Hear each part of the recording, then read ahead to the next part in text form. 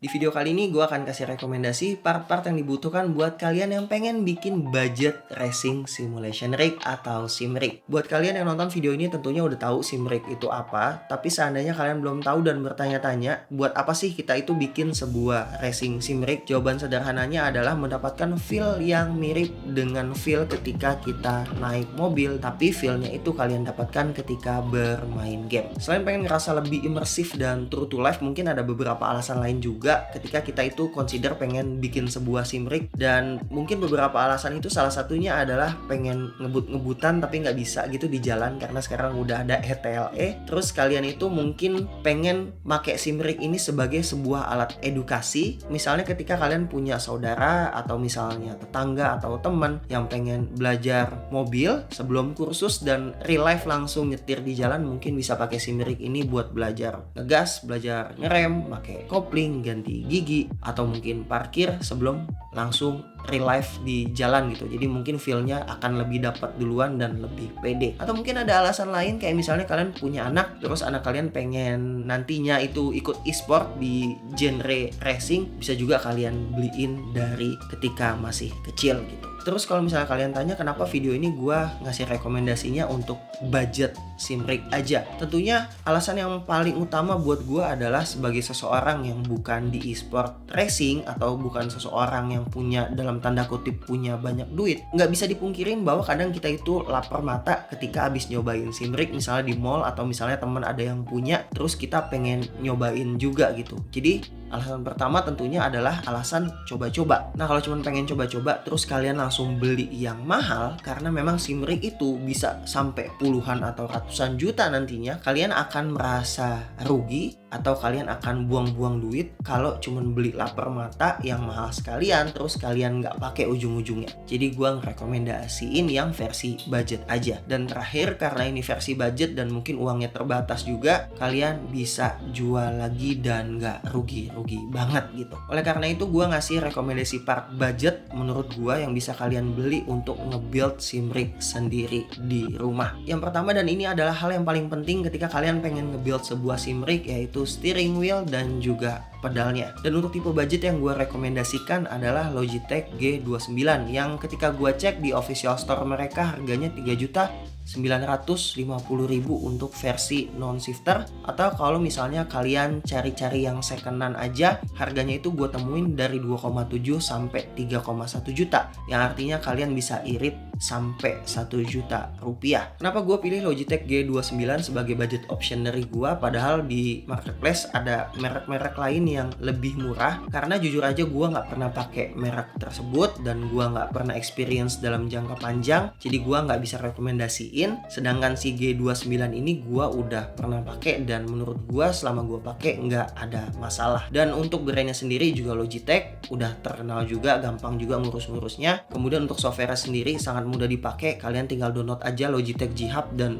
untuk instalasinya gampang banget, settingnya juga gampang banget. Terus dia kompatibel juga untuk PS3, PS4, PS5, dan kalau gue sendiri pakai PC, dia kompatibel buat PC. Dan kalau kalian jual itu jatuhnya nggak rugi-rugi banget, apalagi kalau misalnya kalian beli yang second, kalian nggak terlalu rugi juga. Tapi ada kekurangan juga yang mesti kalian tahu ketika beli steering wheel ini. Yang pertama, untuk motornya itu dia pakai gear, bukan pakai belt kayak di Thrustmaster. Jadi untuk feel-nya, responsnya, terus force-nya juga nggak semantep yang Thrustmaster. Tapi untuk di budget series menurut gua masih lumayan lah gitu. Kemudian steering wheel-nya sendiri menurut gua agak kecil. Jadi kalau misalnya kalian pengen beli G29 ini bisa kalian consider dua faktor tadi. Oke, lanjut lagi untuk di bagian yang kedua, dan ini opsional, yaitu shifternya. Shifternya sendiri juga bisa kalian beli dengan merek yang sama, yaitu Logitech. Harganya itu baru 875.000, atau kalian bisa beli bundling langsung sama steering wheelnya. Tapi kalau misalnya second mungkin sekitar 600 ribuan, dan ini opsional karena kalau misalnya kalian itu udah beli steering wheel G29,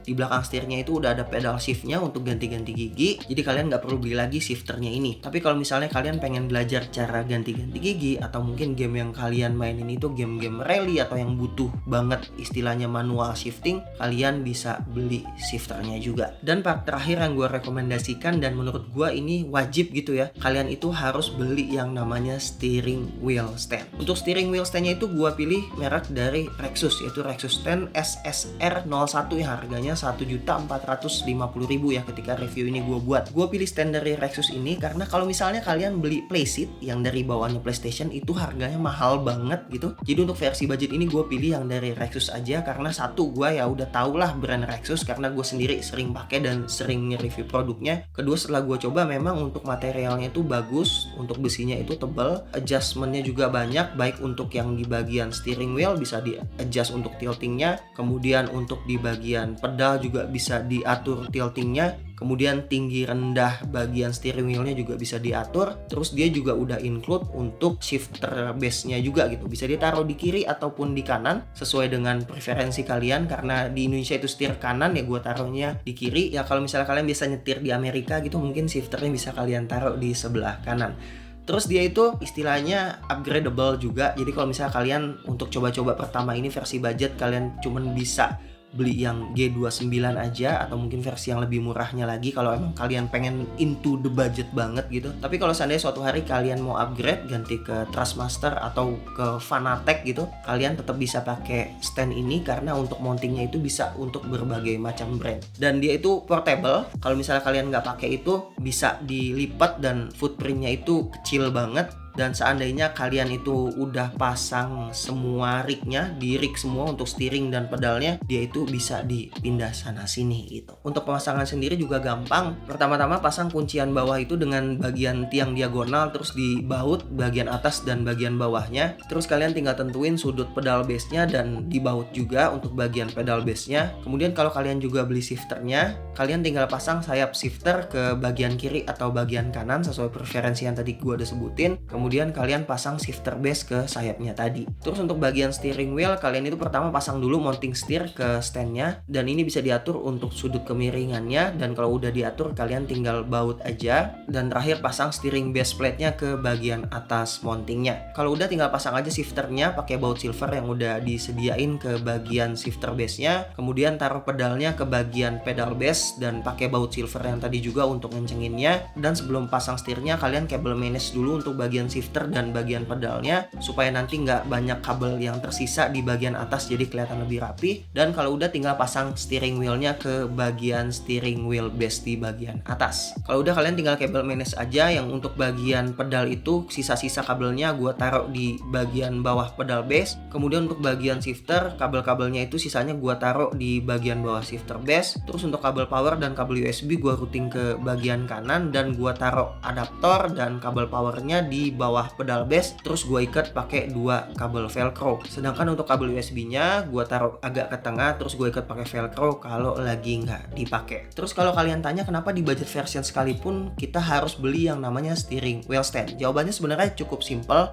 Karena kalau misalnya kalian beli sebuah racing sim rig, bagian steering wheelnya itu pasti harus ditaruh di atas meja, yang sebenarnya itu bakalan nantinya repot sendiri. Kita ketika selesai main kita harus bongkar, terus ketika kita mau main kita harus pasang lagi, dan pekerjaan itu cukup ribet. Ditambah di bagian belakang steering wheelnya nanti bakal banyak ada kabel-kabel yang berseliweran dan nggak mungkin di manage juga karena nantinya pun harus dicopot lagi. Kalau misalnya kalian pakai steering wheel stand, tentunya untuk bagian kabelnya bakalan lebih rapi seperti yang tadi gue udah jelasin. Cuman 2 kabel aja yang keluar, yaitu kabel USB dan kabel untuk power. Itu pun kalau nggak dipakai diikat ke bagian steering wheel standnya, jadi bener-bener clean. Kemudian untuk posisinya bisa diatur juga untuk ketinggiannya. Kemudian untuk tiltingnya beda ketika kita taruh bagian steeringnya di atas meja, yang tentunya posisinya udah pasti fix. Termasuk bagian pedalnya kalau kita taruh di lantai nanti juga bisa geser-geser juga, dan menurut gua ini nggak ergonomis untuk dipakai dalam jangka waktu yang lama. Terus kalau kalian pakai steering wheel stand, tentunya bakalan lebih portable seperti yang gua jelasin tadi. Jadi kalau misalnya kalian udah selesai main, kalian tinggal cabut aja kabel USB-nya, kemudian cabut kabel powernya, dan tinggal geser aja itu steering wheel stand ke bagian yang kosong di rumah kalian. Tapi ya karena ini versi budget, tentunya ada kekurangannya juga, yaitu walaupun untuk posisi pedal dan steeringnya itu udah pasti fix gitu. Tapi karena versi stand ini nggak include sama bagian seatnya, bagian kursinya. Kalau misalnya kalian pakai kursi yang ada rodanya, ketika kalian injek gas atau rem atau kopling, tentunya kursinya bakalan mundur gitu. Terus walaupun dia itu portable, tapi untuk bagian kakinya dia itu pakai karet yang memang tujuannya supaya nggak banyak bergerak ketika kita pakai steering wheelnya. Tapi ketika kalian pindahin otomatis jadi lebih keset gitu. Jadi untuk mindahinnya mungkin agak lebih effort dibandingin kalau misalnya ada ekstra rodanya gitu. Tapi overall menurut gue dengan harga 1.450.000 untuk